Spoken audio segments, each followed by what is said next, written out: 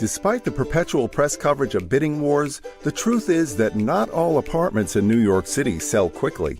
Possible causes for a high day count include unrealistic pricing, poor marketing exposure, low-quality photography, building issues such as financing constraints, seasonality, or the fact that the unit is in poor condition or simply does not show well in its current state.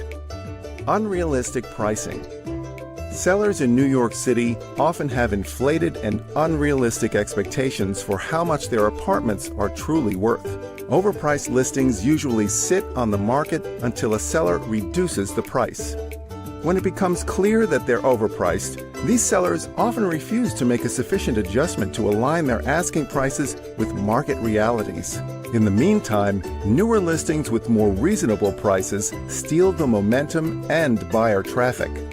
If you're thinking of buying an apartment in New York City with a high day count, chances are that the seller's initial asking price was unrealistic. Poor marketing exposure. Another reason why an apartment in New York City has been on the market forever is poor marketing exposure. If you see a listing which has sketchy photos, no floor plan, or a one-sentence listing description, chances are that the listing agent is a mom-and-pop shop who doesn't have a comprehensive listing syndication strategy for listings. If the listing agent isn't a member of REBNY, it means that listing is not advertised on the citywide interbroker database called RLS, which is used by over 15,000 buyer brokers to search for and send listings to buyers. As a result, the listing does not have full exposure to the 75% of buyers who are represented by buyer agents. Low-quality photography. On average, listings with bad photography have higher average day counts compared to traditional listings with great photos. Poor photography is a deal killer in New York City real estate. In fact, having amateur photos is one of the top 3 reasons why FSBO sellers fail in New York City.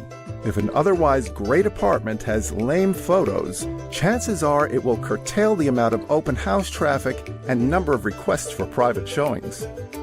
Building financing issues. Buildings with ongoing litigation, high carrying costs or special assessments, high sponsor ownership concentration, or higher commercial usage are more difficult for banks to lend against.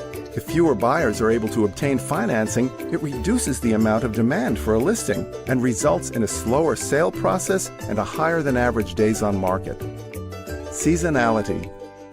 The real estate market conditions in New York City fluctuate based on seasonality. If you find a listing in March which has been on the market for over 3 months, this is very different from finding a listing in September that has been on the market for 3 months. Poor condition. Apartments in poor condition and apartments with unsightly interior colors or cluttered furniture simply take longer to sell and have a higher average day count. Thinking of buying or selling in New York City? Save money with Hauseit, New York City's largest and most trusted for sale by owner and buyer closing credit company. Hauseit has saved New Yorkers millions of dollars in commissions since 2014, and we'd love to help you too. Subscribe to our channel and check us out at www.hauseit.com.